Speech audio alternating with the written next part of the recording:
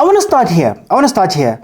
I know I'm a little bit late to the party with this one, but there was a video circulating of an interview done on idiskitv of Monare and Ulinda Mtambu Figo, where Monare was speaking about how, the foreign players, man, when they went to go play France, I think it was the 5-0 game, when they went to go play France, he learned so much. He watched how they carry themselves, how they play, how intentional they are, and all of that. It was really eye-opening, and I think very honest from a professional footballer to come out and say those things. I had a bit of an issue with it on two fronts, because on the one hand, you ask the question of the players. This is Utabang Monare, who is an amazing player, who has had a great career. And he's saying that he's never chased like that in his life, where they were dragging him from pillar to post.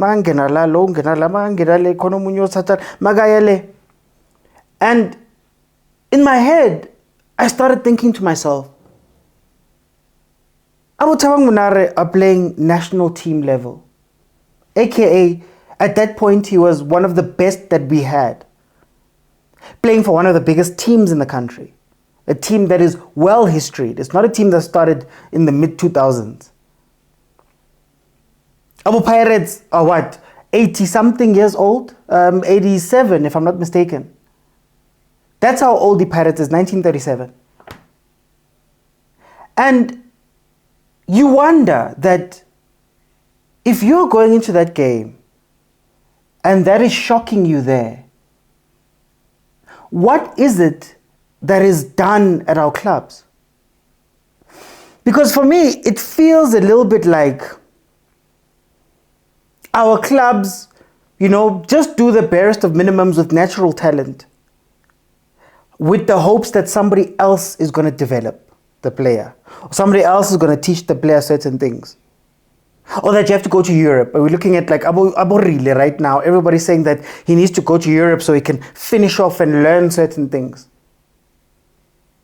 So I'm watching this Tabang Monare interview, and I'm so happy that he was transparent with it and he was honest with it. And I can't help but think that then what is the point of Ukjima every day? What is the point of the analysts, the coaches, the technical teams? What is the point of the hundreds of people that work within a club, if not to get the players ready and intentional and they know how to carry themselves? Sometimes I joke about a PSL, and I say that, Mara guys, if you were to pause a PSL game sometime, some of the PSL games, you were to pause it, and you were to ask, why are you standing there? Why did you make that pass? There was a part where he goes, if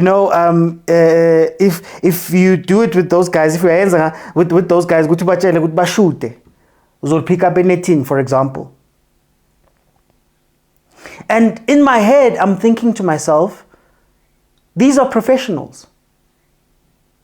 On the one hand, I want to say and give them bail and say that it's not every player that's going to wake up and want to be the best ever.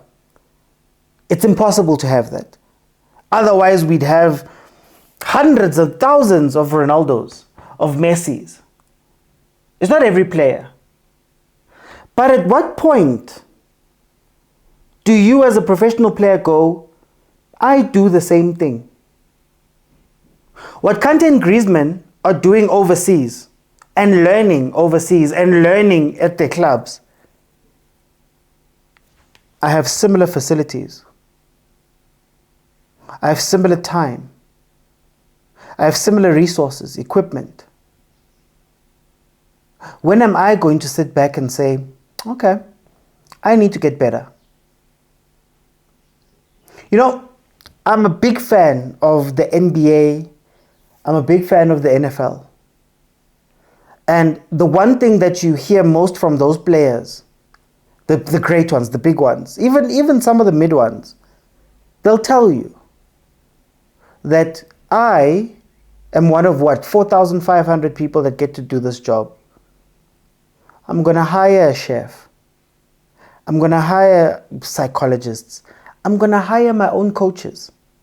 There's plenty of shooting coaches that they have, both lethal shooter and all those guys, purely for the fact that they want to get better.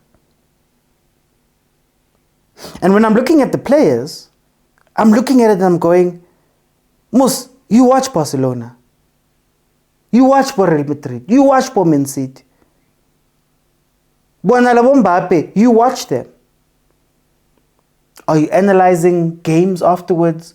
Are you looking at your movement afterwards? What type of improvements are you looking for? Or are you just coming to work?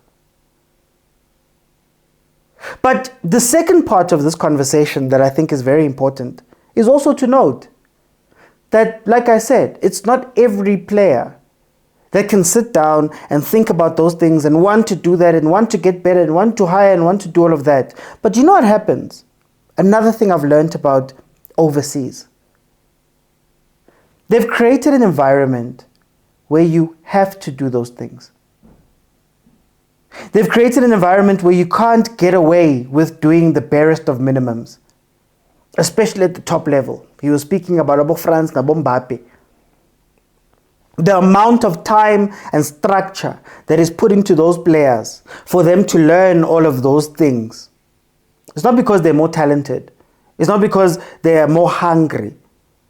But it's also because their clubs, their countries, their families, everything around them, their managers, their agents are trying to put around them a structure that you wake up having done those things as part of, I watch a lot of athlete podcasts and they speak about their hard work and they speak about how, it's only X amount of us that get to be here and all of that stuff. But then they put into these regimented, structured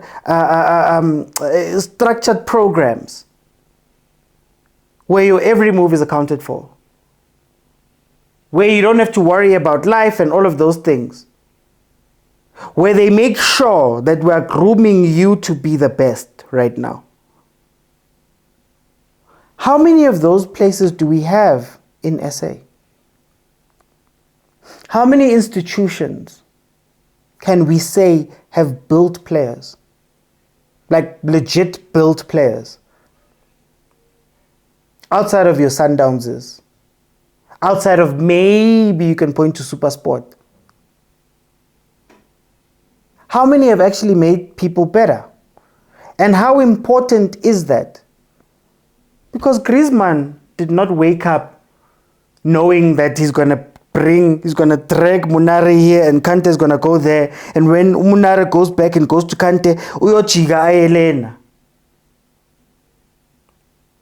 Those are things that are taught, that are coached into the players.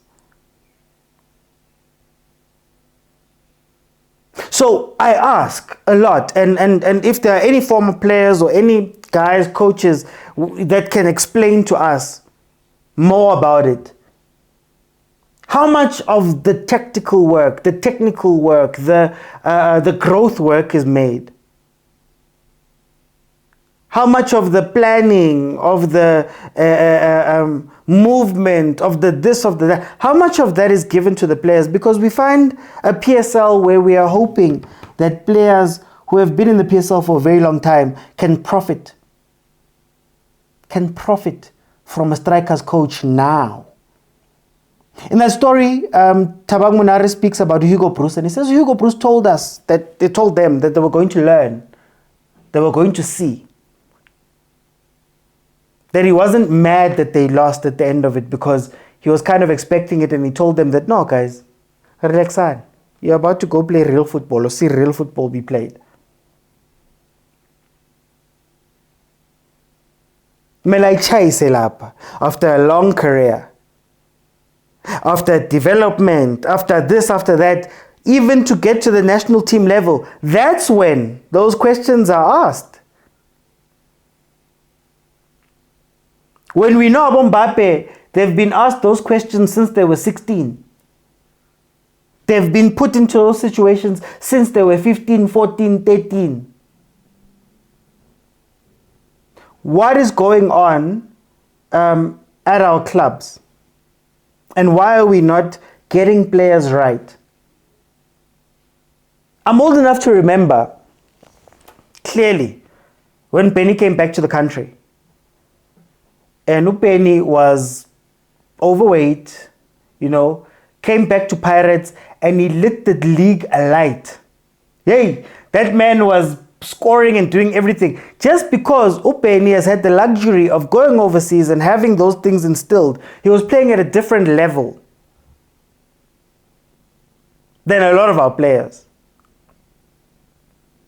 So I think what I want to do is firstly open the conversation and say, what do you guys think about what I've just spoken about the readiness of our clubs, the willingness of our clubs, the intentionality of our clubs? That's another one. Are we creating great players? Are we finding guys that are really good and just putting them into the club and having them coast on what they are? What do you guys think there in the comments? What do you guys think of what I'm saying right now? So I want to firstly open. But secondly, I'd love to implore coaches and players. Guys, there's nothing wrong with wanting to get better.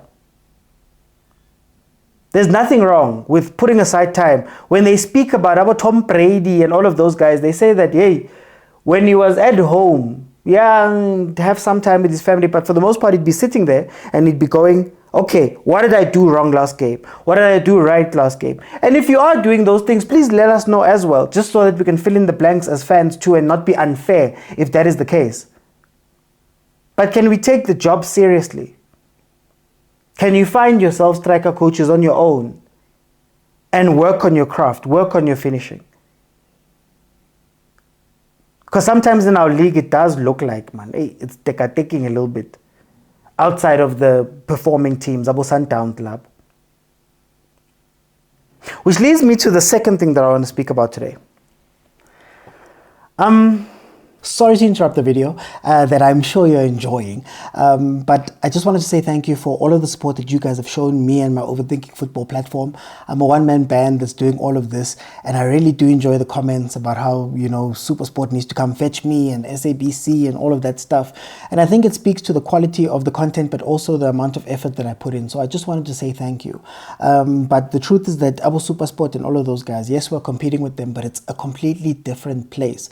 The sponsors are looking for former players, and to be honest with you, running some of these things is getting so difficult and things have changed at home. So financially, it's a whole different world. So I wanted to try something new and come to the overthinkers, the people who watch the content, and say it would be incredible if you guys could contribute monthly towards the platform, towards keeping my lights on, but also making sure that all of the crazy things that I want to do, that I want to take Supersport on with, I can actually do. And just for 20 Rand every month, I think that would be an incredible contribution if you can make it. It may sound like a little, but if we can get a lot of people behind it, then we'll be able to carry on doing what I do. I'll be able to carry on giving you the content and also expanding it, because we don't have shows like this, and us content creators need help from our audiences. So I just came here to ask you if you can. Here is the account number that you guys can use in order to contribute. And I think, I'd be very grateful if you would. But anyway, let's get back to the video. And don't forget to like, share, and subscribe.